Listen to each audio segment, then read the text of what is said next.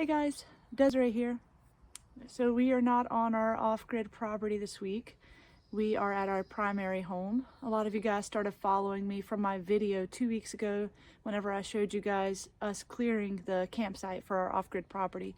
So this spring we bought some raw land here north of Fairbanks, Alaska. But we actually primarily live in Fairbanks. We live partially off-grid for now, not fully, totally off-grid. We live right outside of town. So I thought I'd take the opportunity to talk about the 5 key components of what you want to have in place when moving off-grid. So for us, we have 4 kids, and these are very important because we have kids. If it was just me and my husband, we'd totally be happy just living bare bones, but there are certain infrastructural things we want to have in place before fully committing to living on our property. First off, we bought the property this past spring.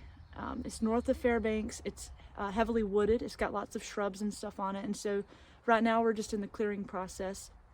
We've only gotten so far as clearing the campsite and a small walkway that goes about 100 feet back on the property, so it's just going to take some time.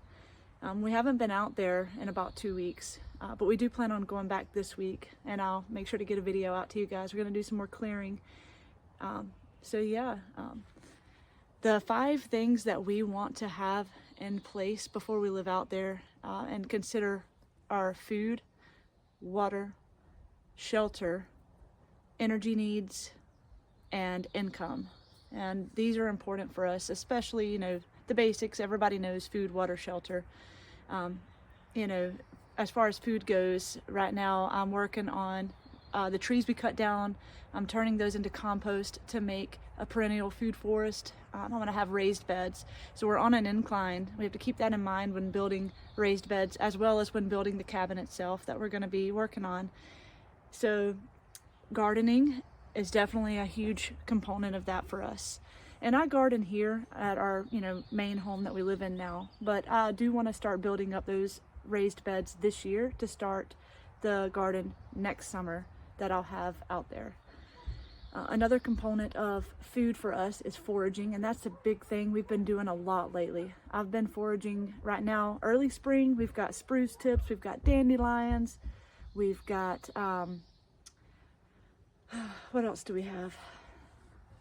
Fireweed, young fireweed leaves that we've got. I've also harvested some chaga out on our property. Out there, the property we have is beautiful. It's perfect. It's got lots of chaga. It's got lots of blueberries, lots of roses. That's another thing I've been harvesting, roses. And then later on I'll harvest rose hips from the roses we have here. But foraging is definitely a huge component. On top of that, hunting, fishing, livestock, those are things to consider. Here in Alaska, it's really hard to have livestock off-grid when you're being self-sufficient because they can only graze so many months out of the year, and then you got to rely on hay and foraging. Because livestock can be tricky in this climate, a lot of people that live off-grid up here rely on fishing and hunting. That's a big component to their diet, and it will be ours as well. Now we have plans for chickens and ducks, and we have plans possibly for rabbits. We also have plans to maybe have like a milk cow or something like that way off in the future, but that's something we have to, again, build the infrastructure for and get that going. Another component of food is food preservation, especially when you're off-grid. So you can use propane freezers, propane refrigerators, and things of that nature. Again, they come at a cost, so you still have to have the income component there to afford the propane needed for those things. Aside from that, you've got smoking, curing, canning, and things of that nature as well. So definitely have to consider your food storage needs when you're going to go off-grid. As far as water goes, for us, we've got a creek that runs at the bottom of our property, and we're really hoping to be able to pump the water from the creek as we need it to our cabin.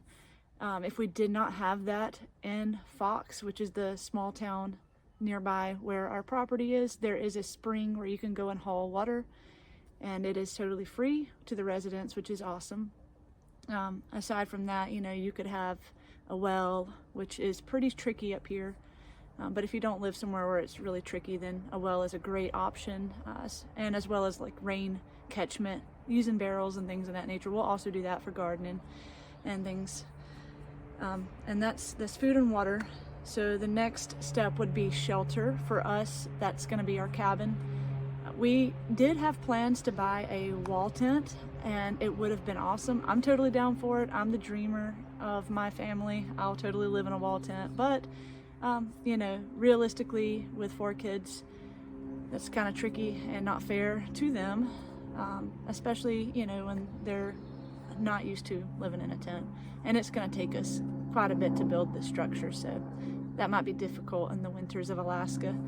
So for us, it's going to be our cabin that we're going to start working on. But you know, acquiring the land and building whatever structure you need to get out there is definitely something you want to consider. Shelter is important when living anywhere. The next component would be energy needs. Not everybody would be on board with saying, oh, you need electricity, but in this day and age, electricity is extremely important, especially, you know, if you're going to be making income remotely, online, anything of that nature. You're going to want some kind of electricity, whether it be solar, you know, generator, hydro, wind. Where we're at, we have a great setup for solar. We've got a great setup for wind. It gets windy up there. And then the hydro from the creek, if we wanted to. We'll also, you know, in the winter, rely a lot on just regular generators. We want to minimize the use of that to cut down on cost as much as we can. But, you know, when we need it, we need it. And so that's our energy needs. That's how we're going to meet our energy needs. But that's something you definitely want to consider, because it's something that can get expensive. Moving off grid is expensive up front. That's one thing not a lot of people talk about. It's not as easy as it's, you know, made out to be always. And the last component that you want to consider when moving off grid is your income. So right now, you know, my husband works at the mine here in Fairbanks, and I stay home with the kids. We homeschool. You know, I try to make money online any way I can, but it's not a consistent form of income. And so we rely heavily on my husband's, you know, paychecks from his day job. And that's something that, you know, we really want to start building, you know, a business. We really want to start working on generating off-grid income, especially when we get on our property. You know, we'll make your typical homestead income from produce and you know, home goods that we make. Herbal products is something I want to get into, you know, in the future. And then, you know, trapping and things like that are ways you can make money. There's plenty of ways. I mean, you can go and Google a million different ways to make money off grid, but you definitely need to have money. It's not free. Unless you just want to live completely bare bones, never buying anything, which is possible if you want to. People did that for up until, I mean, where we're at today. But yeah, so that's something you definitely want to consider before moving off grid. It's definitely doable. You know, for us, it's taken quite a bit of time. We've always been a one-income family, except for a few times, you know, throughout our marriage. But that's the choice we make because we want to homeschool our kids, and we want to have that one parent at home to help, you know, raise our children. But that, you know, maybe you could do that faster. Maybe both parents are working right now if you have kids, and, you know, you can reach your goals a lot faster than we are. That's awesome. But yeah, I figured I'd make this video and, you know, go over these 5 components that you might want to consider. These are things that we are considering, and as we are building up our off-grid property, you're going to see us putting these, you know, components into place little by little. Rome wasn't built in a day, and I'm trying to keep that in mind as we're building up our off-grid lives.